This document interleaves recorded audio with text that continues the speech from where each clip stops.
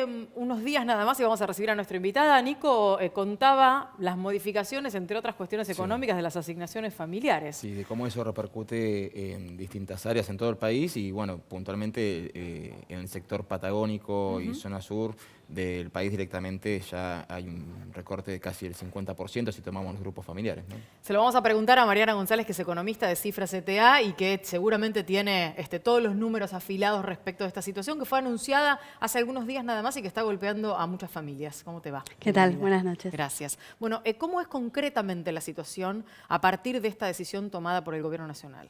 Bueno, efectivamente, el viernes pasado fue este decreto que hizo varias modificaciones en el régimen de asignaciones familiares y la más fuerte de esas modificaciones tuvo que ver con la eliminación de esos adicionales por zona desfavorable que cobraban las familias de la Patagonia y de algunos departamentos de Salta, de Formosa, de Catamarca. Para estas familias, ese recorte va a implicar cobrar por asignaciones familiares entre un 54% y un 75% menos que lo que venían cobrando.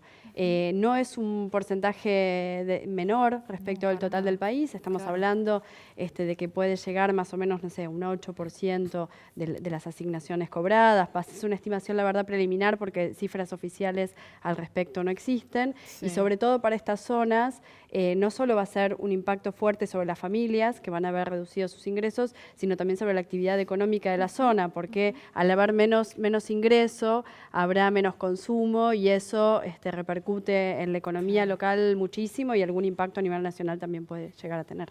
Más o menos como para dimensionar o tratar de entender, ya que van a la frialdad del número, como para tratar de entender cuánto era el número que estamos hablando, ¿qué tipo de ahorro, por llamarlo de algún modo, pretende tener la Administración Nacional en este tipo de medida?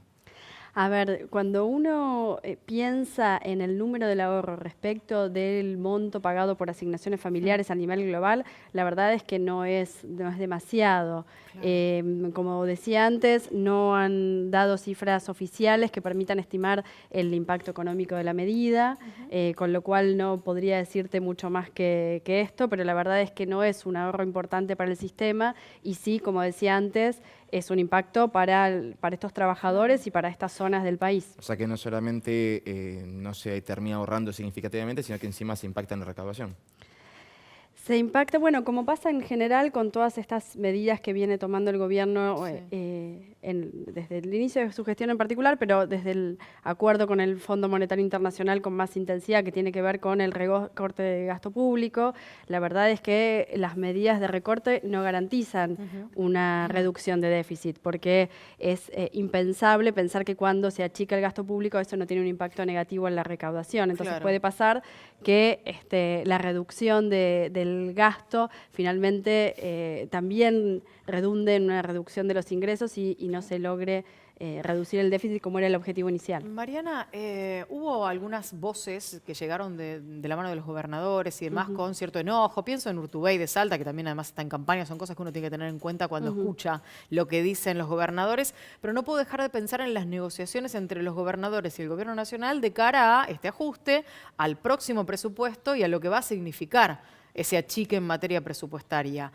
¿Hay alguna, digamos, alguna conexión o algún tipo de diálogo que los haya llevado a lo mejor a algunos a acordar que esto fuera así y ahora lo estén negando o estén abriendo el juego? Eso la verdad es que es difícil de saber. En principio diría que uno no podía prever hace un tiempo que iba a existir esta modificación en las asignaciones familiares, incluso en lo firmado, entre los documentos firmados entre el gobierno y el FMI, se decía que la cuestión que tenía que ver con la seguridad social se iba a mantener para garantizar un piso de protección y en esto se hablaba de la asignación universal por hijo, que no tuvo modificación, pero también de las asignaciones familiares. Así que uno no podía prever que esto estaba en estudio, que esto iba a ocurrir. Si hubo conversaciones con los gobernadores a otro nivel, no te lo podría comentar. ¿Hay algún otro criterio que estén manejando al momento de saber qué asignaciones se pueden recortar y cuáles no? ¿O directamente es parejo para todos? O sea, hay montos de ingresos y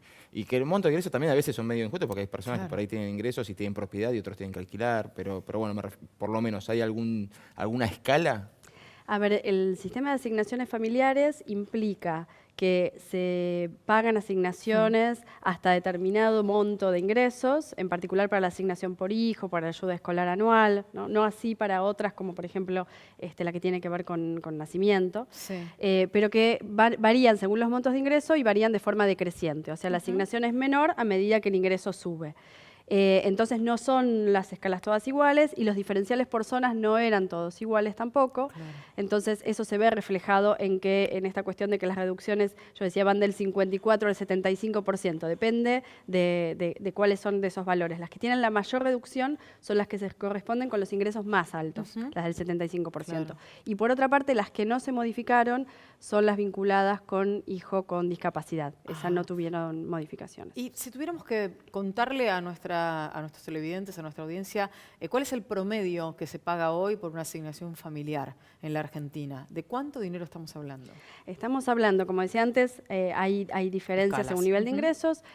Arranca de 1.578 pesos para los salarios más bajos, que es lo mismo que cobra la asignación universal por hijo. Los monotributistas también con ingresos más bajos. Y el máximo es, te estoy diciendo de memoria, pero 380 pesos más o menos para los ingresos que están cerca de, a nivel individual, ahora de los 42.000 pesos brutos y con un determinado límite también de ingreso familiar. Claro, sí, no es una cantidad muy importante de esa asignación y si además tienen un recorte de esta naturaleza, ¿no? El golpe es verdaderamente fuerte. No, sí, aparte uno se pone a pensar que generalmente si ese tipo de recortes habla directamente de los empleados en relación de dependencia, Claro. más con el Estado, ¿no? Que con el sector privado. Claro. Porque calculo que en el sector privado deben manejarse de otra forma. Si la empresa quiere seguir pagando las asignaciones, las puede pagar tranquilamente. Las asignaciones tienen un sistema contributivo que no dependen de la empresa, sino que hay, digamos, sobre lo que se recauda por contribuciones, por aportes patronales y por parte de impuestos, que es lo que tiene ANSES, las paga directamente la ANSES. O sea, es un depósito que va del ANSES a la cuenta del empleado. Entonces, si los empleadores quisieran por su cuenta compensar esta pérdida, yo no lo daría por sentado para nada. En principio es un sistema, es parte del sistema de seguridad social que tiene que ver con este sistema que implica recaudar por un lado y por otro lado que las asignaciones tengan que ver con los tamaños de las familias y con los niveles de ingresos con cierto criterio, digamos, de solidaridad, ¿no? Claro. Mariana, muchísimas gracias por tu claridad y por haber aceptado venir esta noche para contar un tema que a veces se nos escabulle un poquitito en términos de lo que tiene que ver con la contundencia y el significado para muchas familias en la Argentina de ese recorte. Bueno, gracias a ustedes. Gracias.